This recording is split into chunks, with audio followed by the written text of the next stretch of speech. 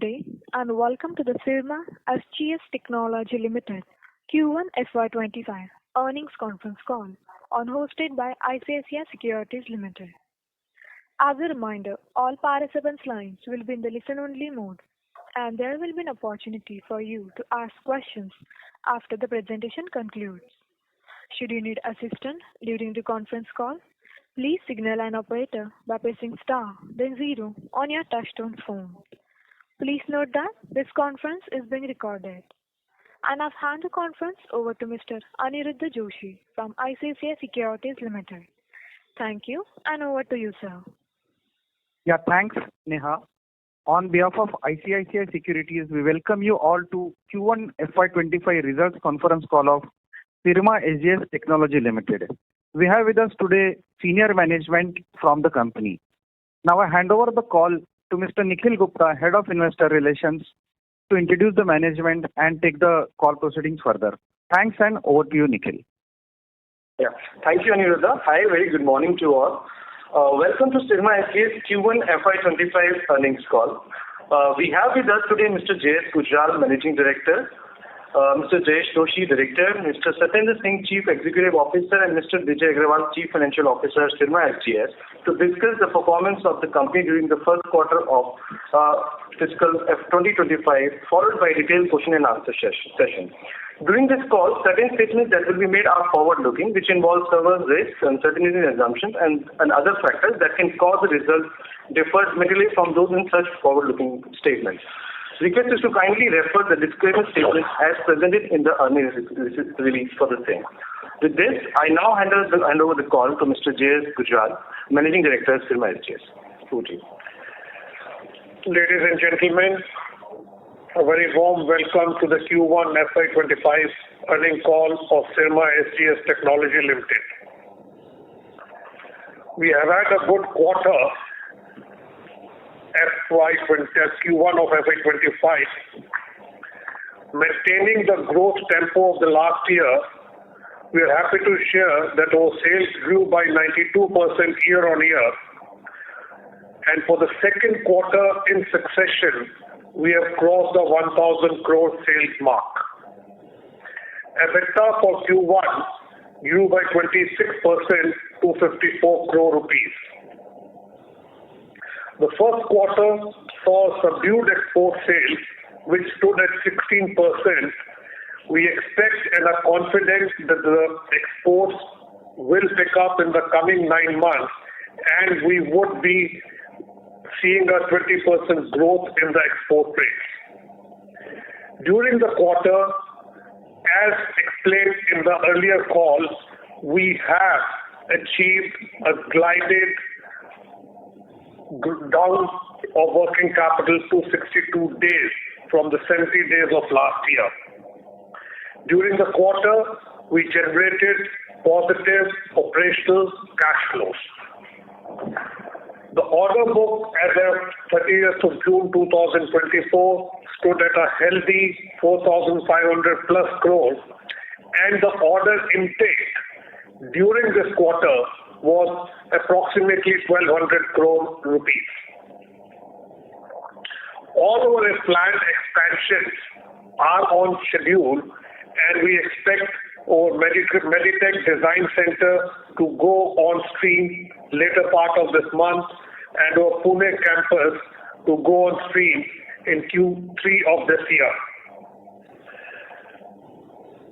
Now, coming on developing on the business front, the order intake is healthy, and we have received significant orders in smart metering. And in this year, we expect the smart metering business to contribute 200 plus crore rupees to our revenue.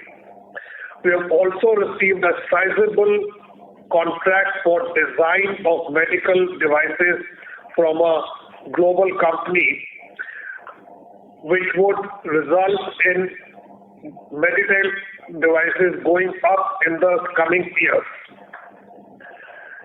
The HVAC segment also continues to see strong traction with onboarding of a new multinational German client, where we have got the green go-ahead for doing the sample series.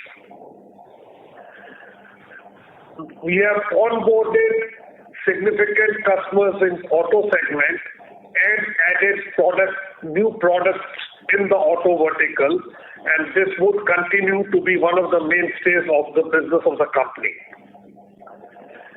Now I hand over to Nick Bedi Agarwal to delve on the financials in detail. Hi, good morning everyone. I will now quickly take you through our brief financial performance for the quarter Q1FY25. Our consolidated total revenue for the quarter is 1175 crore, up by 89% year-on-year, and primarily the growth has been contributed by strong demand growth in the auto sector and the consumer segment. Consumer segment mainly led by high volume telecom business contributed 50% of my total operating revenue for the quarter. Our export revenue for the quarter is about 180 odd crore rupees, which is 16% of my total operating revenue. And same way, ODM revenue for the quarter is about 10% of the total revenue for us for the quarter.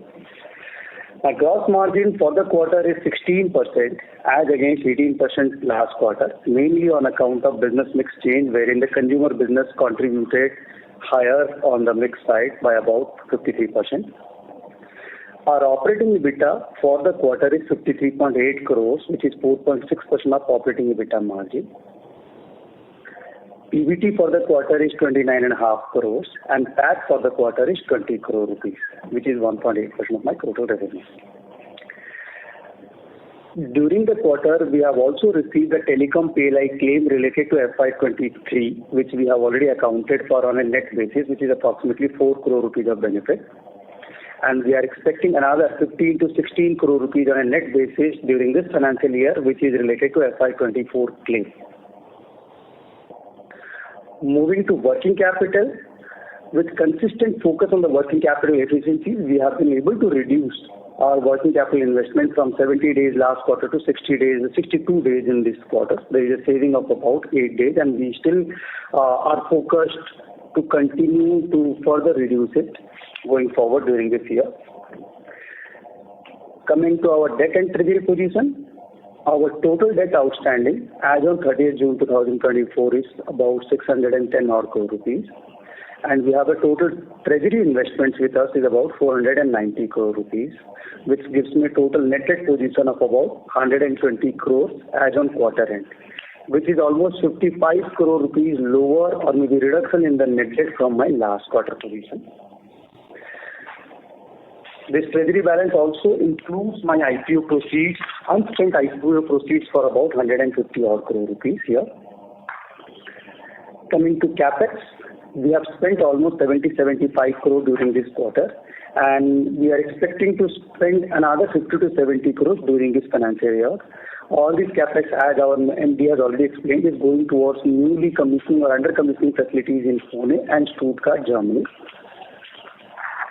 Our ROC for the quarter is 11% if we exclude the unutilized IPO proceeds and the goodwill from the capital employed. Our order book position, open order book position, is almost 4,500 crore as on June end, and which comprises almost 23 to 25% from auto segment, near about 38 to 40% from consumer segment, 22 to 25% from industrial segment, about 6 to 7% from healthcare, and balance from IT and railways business. Another update on the merger side, merger of our subsidiaries, SGS Techniques and SGS Infosystems. We have already received an order from NCLT for first motion, and next steps are in process. We are expecting the merger to be concluded in another 6 to 9 months. We are confident to continue similar growth of 40-45% in the revenue and operating EBITDA delivery as guided previously also for about 310 to 325 crore for the full year. We continue to focus further on the reduction of working capital, improving free cash flow for the full year, and reduction in the net debt position for the company. With this, thank you very much. Now I'll hand over this call to Neha and Anirudh to open the forum for the questions and answers. Thank you very much. We will now begin the question and answer session. Anyone who wishes to ask a question may press star and 1 on their touchtone telephone. If you wish to remove yourself from the question queue, you may press star and 2. Participants are requested to use handsets while asking a question. Ladies and gentlemen, we will wait for a moment while the question queue assembles.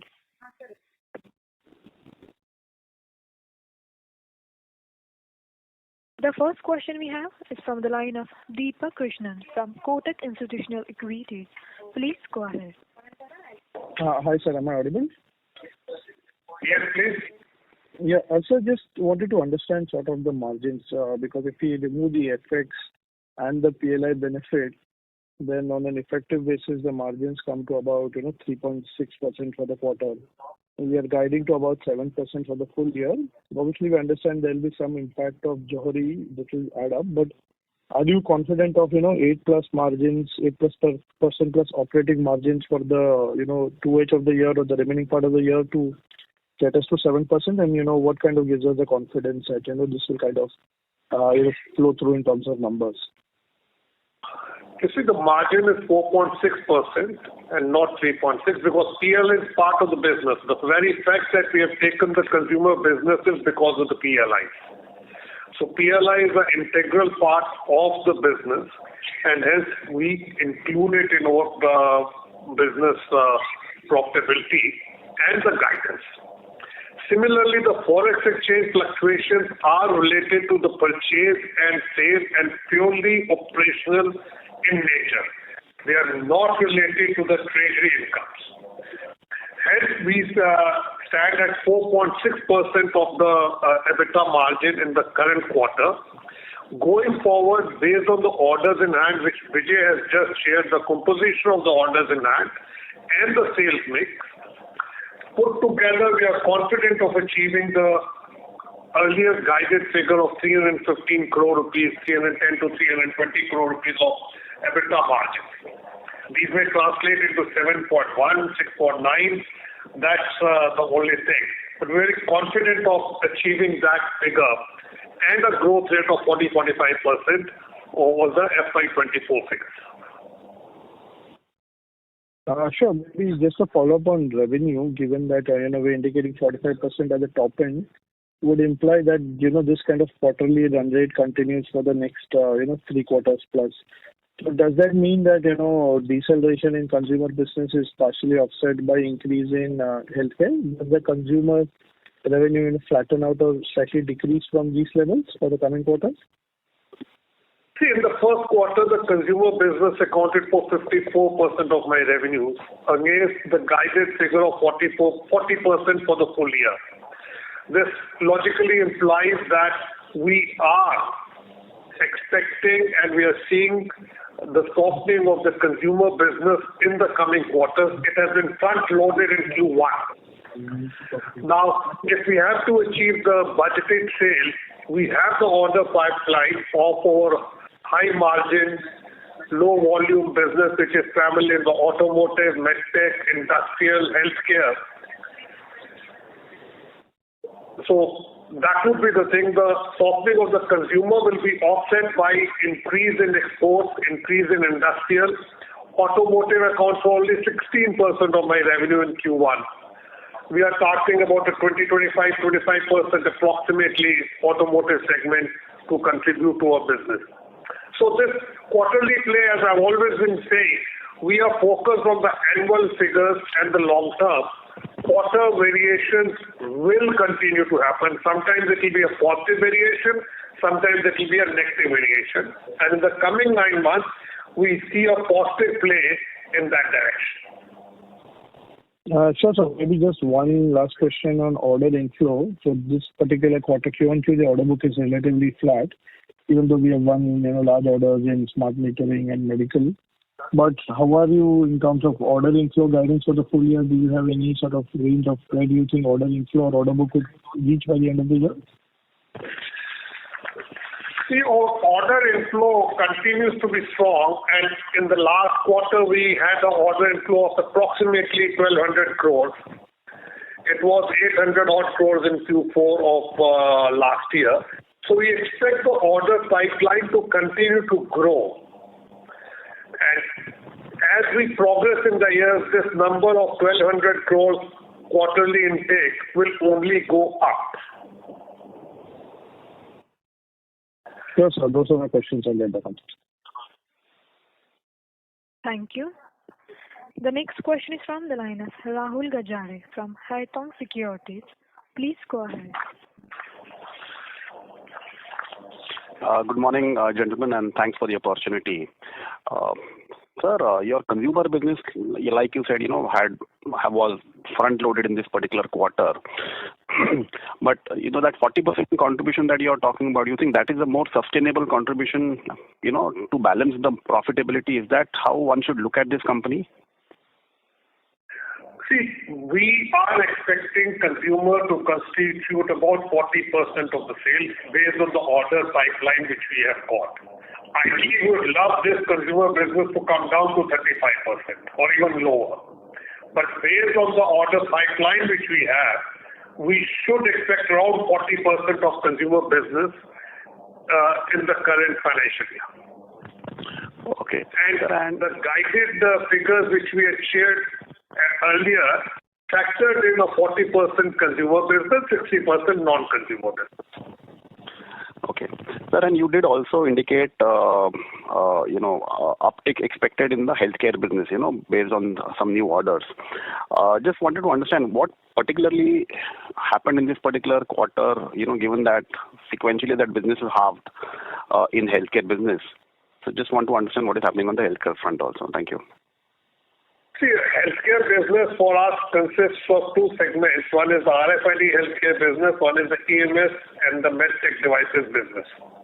The medtech devices business has been soft in the Q1, and it was not there in Q1 of last year because the company was acquired somewhere in September of 2023. As you see in terms of percentages, healthcare business going up. But we expect significant contribution from the medtech devices business in the coming quarters. And typically it is a low first quarter, a higher second quarter, a still higher third quarter, and a higher fourth quarter. That's the normal trajectory of the medical devices business. And we expect this year the medtech business, including RFID, including EMS, including medtech devices, to be the tune of about 350 plus crores, 360 crores. Okay. So my last question, we've done about 4.5% in this particular quarter, and you've pretty much sticking to your guidance for the full year. So we are basically looking at about 8% plus in the balance 9 months. You think based on the order book composition and the execution that is lined up, you think that kind of margin is something which you can easily achieve? Well, it can be achieved, and we are confident of achieving it. Easily or not, I would not comment on that or in light of it. Okay. Yes, based on the order pipeline and the operational efficiencies.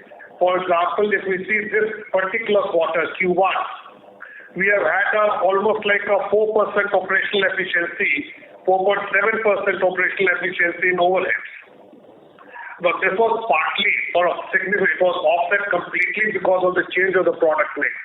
But once the product mix gets back to normal, this operational efficiencies will also help us in achieving the guided figures of margin. Sure, sir. I'll get back in the queue. I have some more questions. Thank you very much. Thank you. Ladies and gentlemen, in order to ensure that the management is able to address the questions from all the participants, please limit your questions to one per participant. I repeat, please limit your question to one per participant.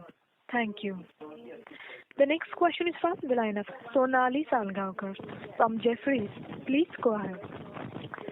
So thank you for the opportunity. So my first question is regarding the order book, 4,500 crores as of now, and also the order intake of 1,200 crores during this quarter. Could we get an approximate segmental split of both these numbers just to gauge, which segment is currently higher in the order book? I'll request Vijay to take this because he has all the details with him. Sure. Of the current order book, I've already given a breakup of that thing is like about 23 to 25% is there from auto segment and about 38 to 40% from my consumer segment and again 22 to 25% from industrial segment. About 6.5%, 7% is from healthcare, and balance is IT and railway. And order intake for the quarter about 1,200 odd crore rupees. And if you see this intake mainly is increasing thing. Yes, it is mainly on the auto and industrial segment here, apart from the consumer one. Understood. That's very helpful. So secondly, about the exports, you did mention about some weakness in Q1 and your confidence of ramping it up over the next few quarters. Could you throw some light as to what gives us the confidence that exports can ramp up? And secondly, we are targeting 20% full year growth or 30%? Because I think last quarter we did mention 30%.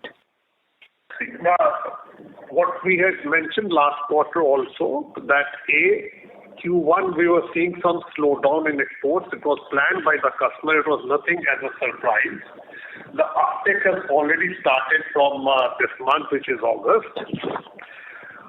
We grew exports last year at about 26%, and they stood at about $100 million or 800 crore rupees. We expect the exports to touch 1,000 plus this year, whether it's 1,000, 1,100. So 20-25% growth in the exports would happen on an annualized basis. Quarter on quarter, it would see an increasing trend.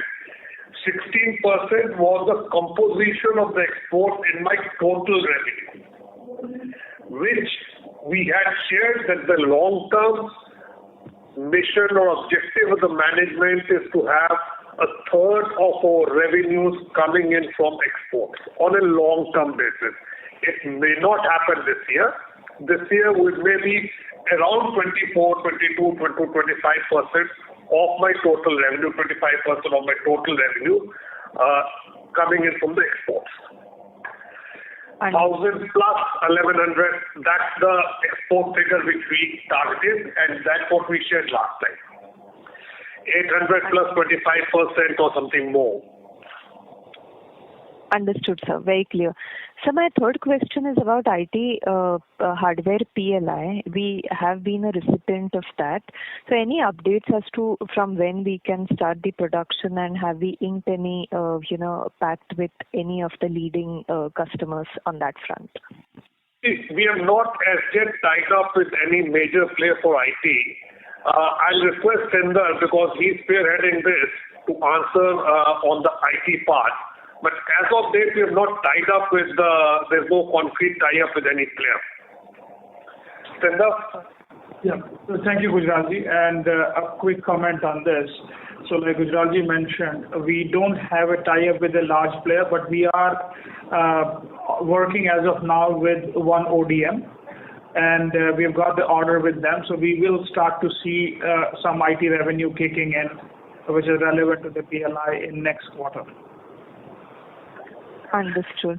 And just the last... Maybe another quick comment on the exports. I think exports, as Gujralji mentioned, there was a known softness in the business with an existing customer, and then we have a ramp up of a customer, which is going to start from next quarter onwards. So that's a new business which will ramp up. Understood. So just my last question, what's our average capacity utilization right now? For the Q1, my average capacity utilization was again sub 70% on an average. Closer to 60-65 on an average. Got it, sir. Very helpful. Thank you and all the best. Thank you.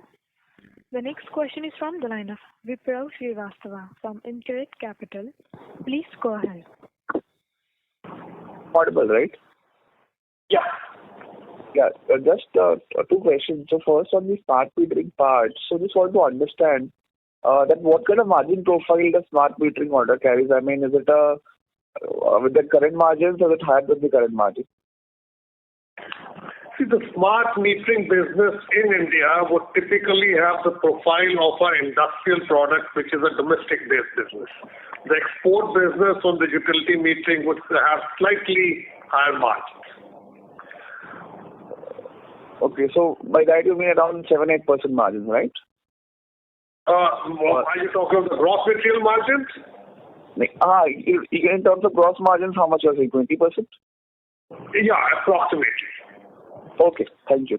Second question, sir, regarding the Forex part. So, I mean, if you're taking Forex as a part of your operating income, then are you betting that Forex will always be in your favor? I mean, let's say in second quarter, Forex goes against you, then is there a probability that you might miss your guidance?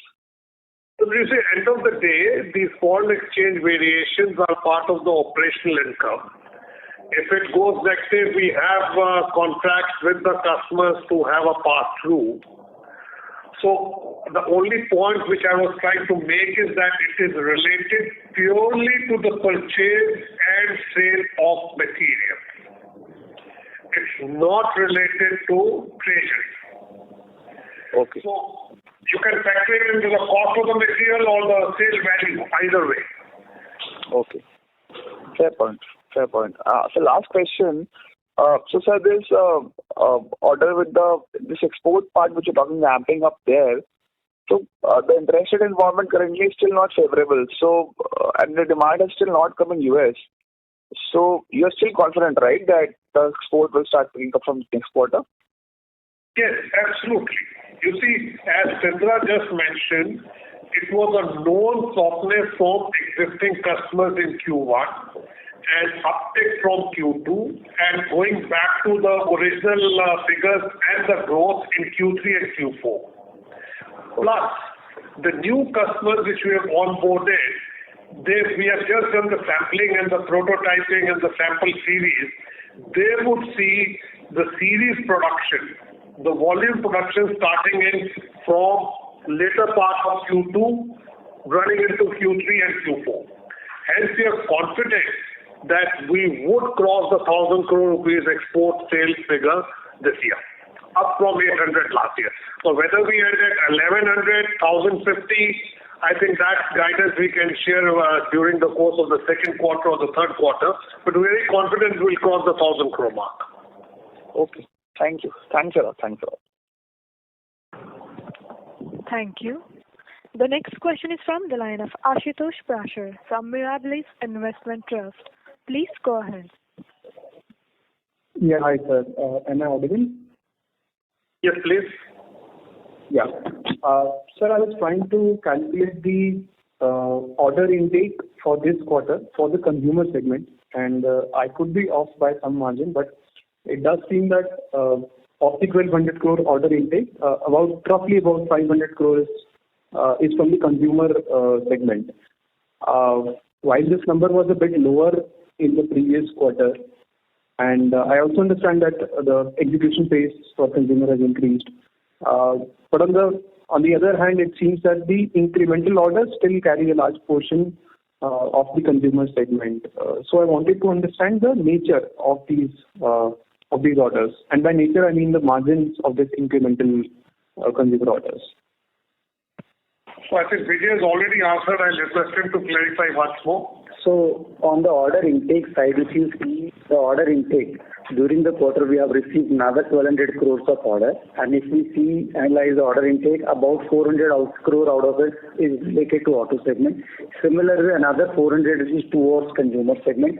About 130 odd crore is from healthcare, another 360 from industrial, and rest is slightly there is a reduction in the IT related auto segment, at least in this 1,200 crore rupees. Coming to your question of consumer here, we can see in this year, this quarter one, we have delivered about 600 crore plus of consumer business. But the order intake in this quarter is only 400 crore. And that is where we were saying there is a softness in the overall consumer segment, which is where we are saying in the full year, this number will be around 38 to 40% of my total thing. And if we say margins accordingly, so margins for the full year we have already guided. Based on this mix, this overall margins will be delivered. Right, sir. But specifically for this 400 crore order intake, I mean, for the 600 crore that we executed, large part was the FTTH orders. So does this incremental 400 also constitute the FTTH orders, or is it something else? Broadly, I mean, just in terms of mix size, if you can give some color. Yeah. See, what Vijay is referring to is the consumer business, which is the high volume, low margin business. which was around 600 plus crores in Q1. The intake of orders of the same nature is around 400 crores. Consumer, which is ODM, my own design, which is a higher margin, we don't consider it in this discussion. So it forms part of the consumer, but specifically referring to the low margin, high volume business of consumer, order intake is approximately 400 crores in this quarter. And broadly, sir, what would that margin be? About 2 to 3% or a lower number? Well, it is the gross material margins are approximately 8 to 9%, 7, 8, so it translates into the same figure what you are referring to. Got it. And the 310, 315 crore EBITDA guidance that we are providing is, does that include the PLI 15 crore, 17, 18 crore PLI incentive as well, or is it excluding that?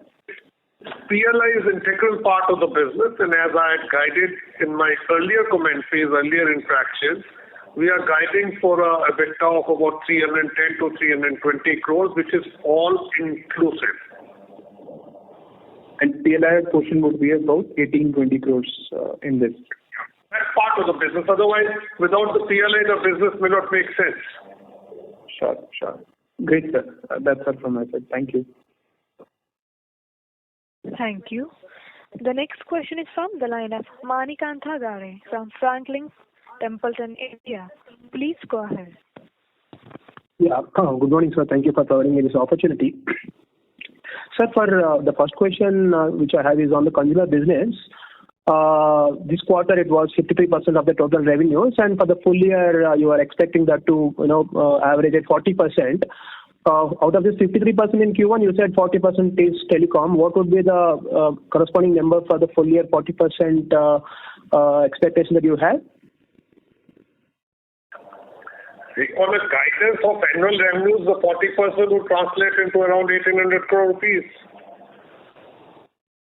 Out of that, how much would be telecom, sir? Which was 40% out of 53% of the total revenues in Q1. So what would that number be for the full year as per the order book visibility that you have got? I think continuing here, what we have said, in the quarter one, consumer business is 53%, and 40% is what we are targeting for the full year consumer business. It is not 40% out of 53. So that's what we want to clarify here. And that 40% for the full year would be somewhere around 1,800 crores of total business on the consumer side for the full year. Right. Okay.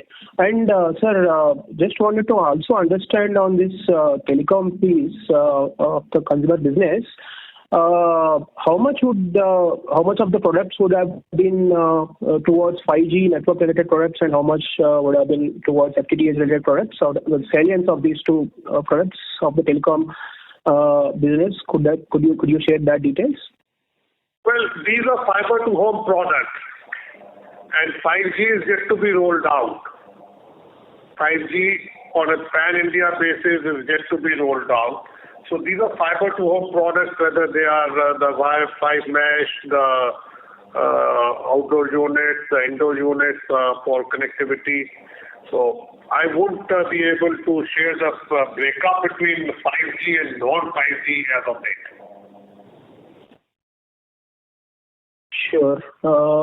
Can you at least give some understanding about whether this 5G exposure is meaningful or it's negligible as on today? Sorry, I couldn't get the question. If you can you at least share if this 5G exposure is meaningful or it's not meaningful as on today? We are saying this is a telecom business which we are referring. Telecom business is broadly a sizable business out of this 1,800 crores. Somewhere around 1,500 crores is what we are expecting out of this telecom business. And balance 300 is something is what we are saying that will be other non-telecom consumer business. Okay. Sure. So within telecom, you are, as of now, it's predominantly FTTH is what you're saying. Is that the right understanding? That's right. Okay. Thank you, sir. Thank you. The next question is from the line of Keyur Pandya from ICICI Prudential Life Insurance. Please go ahead. Thank you. Two questions. First, on the working capital reduction, so if you can just throw some light on, is it because of the change in mix? So, overall working capital days of around 95 days on full year basis last year. How each of the segments are different in terms of working capital? Yes, you are right. Consumer business being a high volume business commands or maybe requires a lesser number of working capital days. And as my consumer business was almost 50% plus, so my overall working capital days requirement was lesser for this business. That's right. And all other businesses also, because of our continued focus, and maybe I can say we have worked upon the inventory thing. So overall inventory days has also been reduced. So out of this total 8 days, yes, primarily I would say this is being driven by high consumer business also and savings on the other businesses, both put together. If I look at the company level working capital intensity, how different each of these, or at least key segments, would be, say, industrial, consumer, auto, from, say, company level working capital days. So I just want to understand that as the mix changes, or as the share of consumer goes up, and whichever way it moves, how should we think about working capital days at the company level? Okay. See, the working capital intensity is very clear. The low margin business have a low working capital intensity, net working capital, and as you go up, the working capital intensity becomes normal. Having said that, as we scale up and the client profiles change, we have bigger clients in our portfolio, the pressure on working capital goes down. Servicing 100 crores with 10 clients and servicing 100 crore one client, it is a different ball game, and the working capital intensity is significantly lower when we are servicing bigger clients rather than smaller clients. So hence, the guidance which we had given that we would like the net working capital to be around 60 odd days is based on the mix. And we are very confident that we will be there at the year end also. Okay. So just one follow-up. So 60 odd days of working capital in foreseeable future. And if I just calculate the trailing 12 month fixed asset turn, that would be around 4.5x. So that is what we should take in the near future or medium future, and going for next 1 or 2 years for the fixed asset turn as well. Asset turn? Fixed asset turn on gross block basis. I think we should be 4.5 to 5 going up. The objective is to have it 5 plus. But on a conservative basis, it could be anything between 4.5 to 5. Understood. Noted. We'll get back in with you. Thank you. All the best. Thank you. The next question is from the line of Aditya Bharti from Investec. Please go ahead. Hi, good morning, sir. Sir, if we just compare this quarter's margins with last quarter, which is the preceding quarter, fourth quarter FY24, even in that quarter, we had a fairly high mix of consumer business. Margins, even in that quarter, themselves were disappointing. But from there on, margins have further slid down, despite having a 4 crore rupees of PLI benefit, which we didn't have in fourth quarter. So what kind of explains that? See, in the fourth quarter, we had a very high healthcare business also. See, again, we have to see the composite picture. In bits and pieces, it will throw up sort of conflicting views. We had a very high healthcare component in our turnover and EBITDA in the fourth quarter, which is not there in this quarter. Understood. And export business was much higher. The export business in Q1 is subdued. It's only 16%. Last year it was about, I think my export business was about 25%, 24% of my total revenue. Sure. Sure. Understood, sir. At 3,100, so it's about 25% of my revenue was export. This is down to 16%. Now, if you take, it's almost a 33% reduction in my export as a percentage. Healthcare has come down. So 4 crore PLI is there, fair enough. But then there are other offsetting factors also. And it is quarterly seasonality. If we compare it from quarter one of last year also, we can see the seasonalities are there across every year. Quarter one generally is lower on this healthcare side, export business side, and which gradually picks up from quarter two to quarter four. Understood, sir. And just taking a slightly longer term trajectory, I'm just kind of trying to arrive at the profitability of consumer business. We used to deliver, let's say, around 9% kind of EBITDA margins until FY23. And even at that time in FY23, you had shared the gross margin profile. The consumer business used to be the lowest gross margin business, which means that others, by definition, were higher margin. But let's say that we, for the sake of simplicity, we assume that every business was 9% margin. Non-consumer business continues to operate at 9% margin. That essentially means that our consumer business is not yielding any profits. So what has really happened? Is the consumer business extremely low, almost negligible margin business, or are we seeing a reduction in margins across every vertical? See, the high volume consumer business is a low margin business. Rather, a comparatively lower margin business, very low margin business. The ODM part of my consumer business is a standard business which gives me the standard margins. Now, if this high volume business content as a percentage of my total sale goes up, the overall reduction is there, but we are not, and I'm sort of re-emphasizing, we are not seeing any contraction in margins per vertical. The auto vertical continues to work at the same margin or marginal accretion. The healthcare, the industrial, the export, the ODM, the RFID, each of these verticals continues to operate at the same margin. There is no contraction of margin in the verticals. It's the product mix which is creating this distortion in the margin profile. So in that case, essentially we are saying that the consumer business ramp up that we have seen could very well be almost a 0% margin business. I would call it a 0% margin business, but it would be sub 4%, sub 3% margin business. Okay, sure, sir. Thanks. Thank you. The next question is from the line of Bhumika Nair from DAM Capital. Please go ahead. Yeah, good morning, sir. So first, if I can just understand what is the JDHL performance for this quarter? We lost you. Hello? Hello? Yes, ma'am, go ahead. Yeah, hi, you can hear me? Yes. Yeah. So the first question is on the JDHL performance for the quarter. If we can get what was the revenues and the EBITDA PAT for that entity?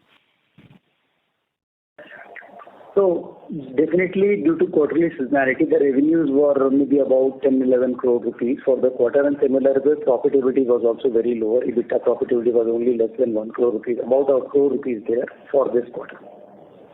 Okay, got it. The second aspect is we spoke about, scale up in terms of the auto as also exports and scale down relatively versus first quarter on the consumer segment, and thereby margins actually improving to about 7.5 or closer to 8% for the balance 9 months. Now, in the first quarter, we've seen a strong reduction in terms of the net working capital days to 60 days. Given that there will be scale up in these segments of auto and exports, do we expect that net working capital days will actually come back to 70, 80 days as we saw at the end of FY24? Primarily speaking, this saving is based primarily from other businesses also. We don't expect this working capital days to increase back to 70 days. Yes, we are seeing that growth in the auto industrial business, but we are very much clearly focused on this working capital efficiency. We are even targeting it should be furthermore down from here from 62 days to less than 60 days towards the end of the year. Between that, in any quarter, it may slightly change quarter-on-quarter basis, but there may not be any significant change here. Yeah, just to add on, with the plans in place where we said that the high volume consumer business will be around 40% and remaining 60%. With this mix maintained, we believe we are very confident that we'll be able to maintain the working capital at lower levels than the 70-75 days. It could be 60 days, it could be 62 days or 58 days. So 4 days here and there I'm not discussing. But the trend is very clear. We don't expect to go back to the earlier levels with this product mix. Understood.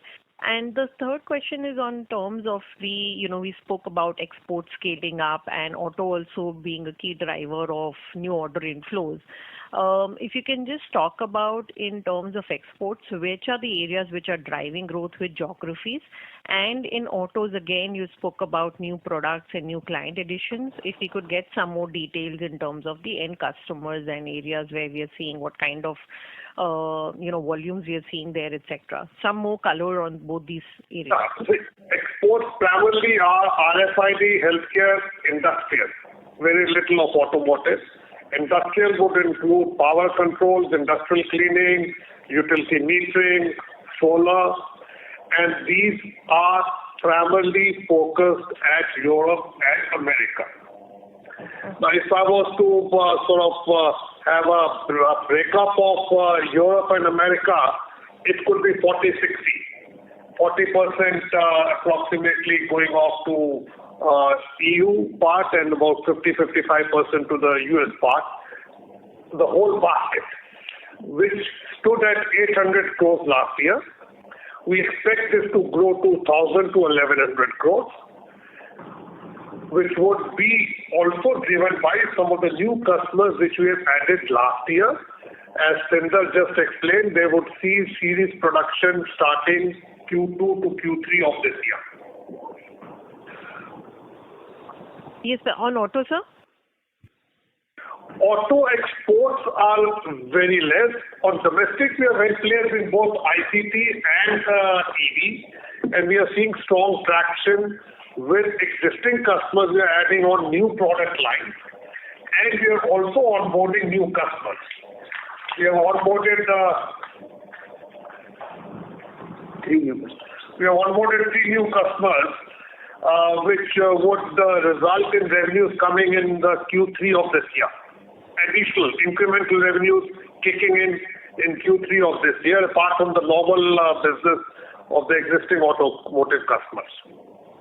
And what would be the mix between EV and ICE? I think broadly it could be 50-50.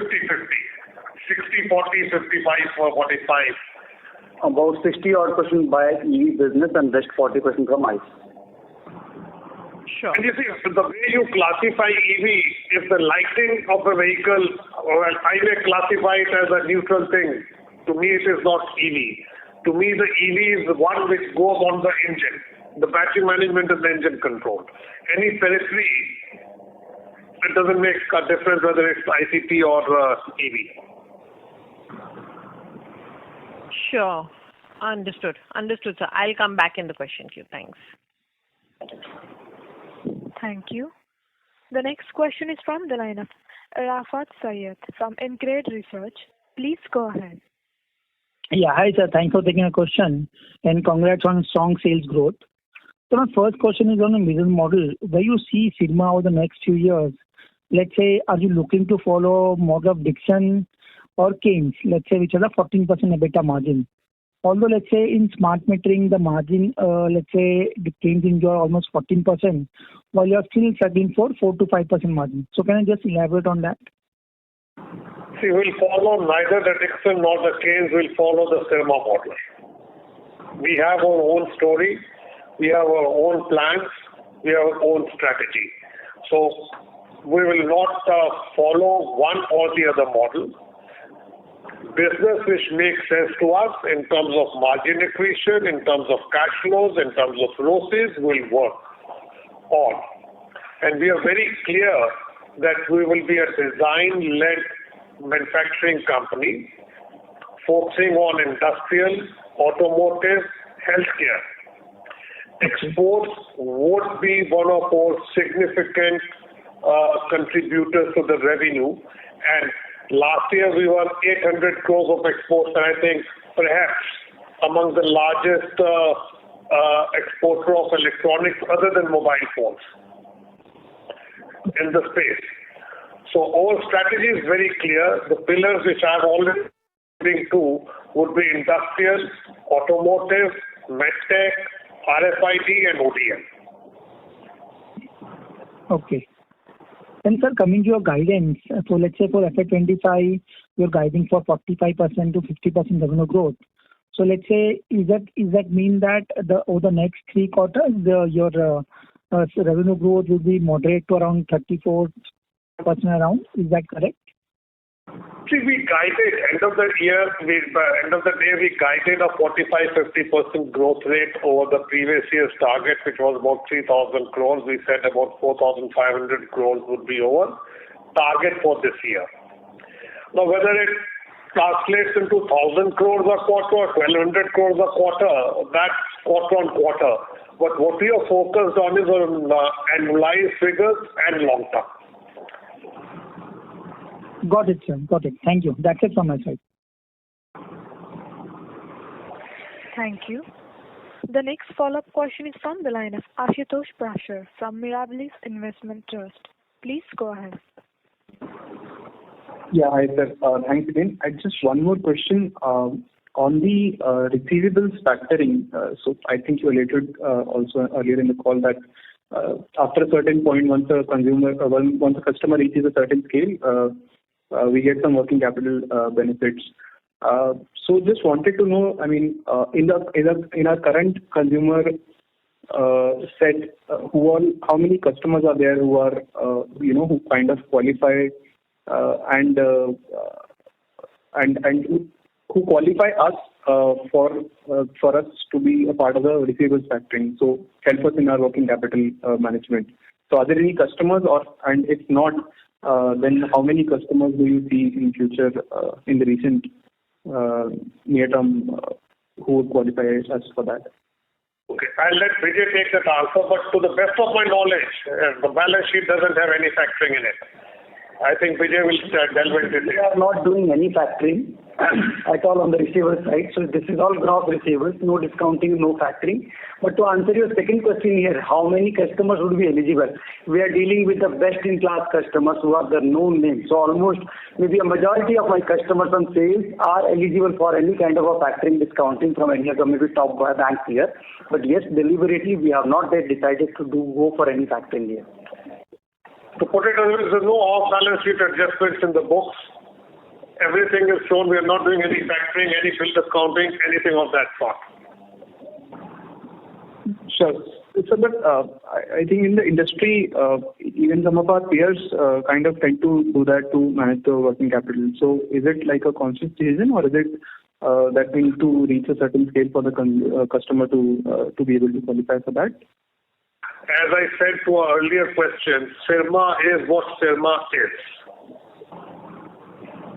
We will do what we believe is the best in terms of corporate governance, best in terms of cost, best in terms of liquidity.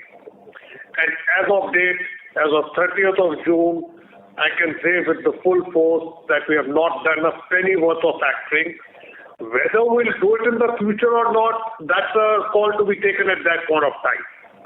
Currently, whatever receivables, working capital, whatever we are showing in the balance sheet is a plain vanilla figures without any factoring, without any bill discounting.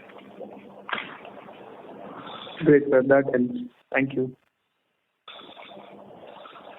Thank you. The next follow-up question is from the line of Keyur Pandya from ICICI Prudential Life Insurance. Thanks for the opportunity. Just one question on the capital allocation. So first is on the CapEx. You mentioned around 75 crore done and some 65 crore to be done in rest of the year. If you can just give more granular details of where the CapEx is going. This includes this expansion or onshoring in Germany as well. That is first part. And second part, we had set up a subsidiary for say adjacent expansion in categories, adjacent categories. Any update or basically is there any capital allocation going or is planned to be going for say any inorganic opportunity or any organic opportunity in the adjacent categories? The capital allocation, what we have done and what we propose to do, I'll hand over to Bijay. He'll answer that in detail. And then on the inorganic part, me or Sindar will delve on it.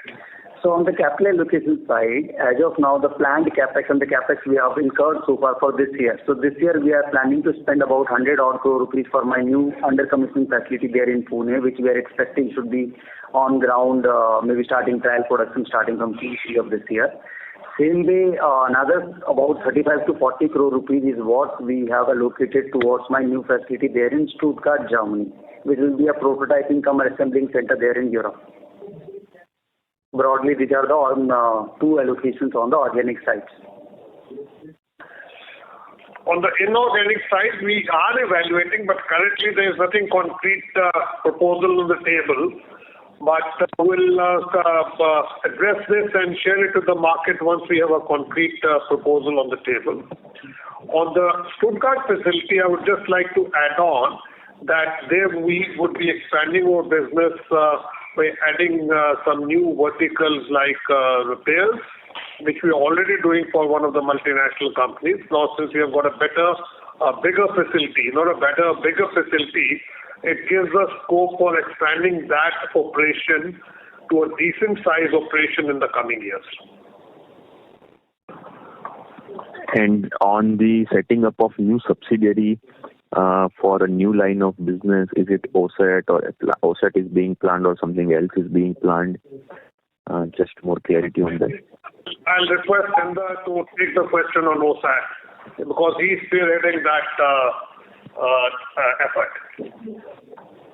All right. Thank you for the question. I think OSAT is a question which comes up in pretty much every call of ours. And like Gujarati said, we have our own style of doing the business, our own decision-making process, and which basically means we try to dot all the I's and cross all the T's before we come back and share information with the market. In this case, now coming to OSAT, it's an area which is of interest to us, but we are very clearly focused on making sure that we have done our homework before we jump into it. Essentially around the product, around the technology, and around the longevity of the business.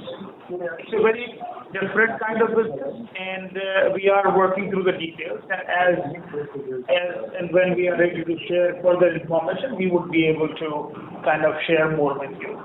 But one more comment on the capital side. I think the allocation, we are focused on building the capability in terms of the plant and manufacturing.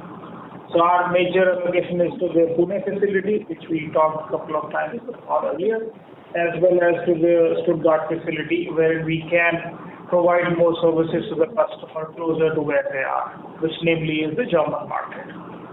So it's all around the capability building for the future, which will pay off in the years and quarters to come. Noted. Thanks a lot. Thank you. The next question is from the line of Anand Trivedi from Nepean Capital. Please go ahead. Yeah, I had a question regarding the net working capital days. You've gone down from 70 to 62, but at the same time, your working capital loan has gone up from 489 to 529 crores. So can you explain why is the loan going up when your days are going down? And sorry, a related question is, the cash and cash equivalents have gone up from 85 crores last quarter to 89 crores. So what has been the reason for the 100 crores accretion? That working capital loan increase is primarily just like business related, whatever was required, we have borrowed, and simultaneously you can see my internal accruals have also increased. So there is an increase in the investments also. When internal accruals, internally we are keeping it separate as our investment, and simultaneously there is an increase in the working capital loan. It is offsetting on the both sides. There is no other reason for that thing. And the cash going up from 85 to 189 crores? Is that internal accruals or? We have got a good collection, specifically on the very last day of the quarter, and that is where the cash has increased in the overall net debt position. But again, a portion of that was utilized towards paying for the creditors immediately after that in the upcoming maybe 10-15 days. It was a better collection which happened towards the end of the quarter.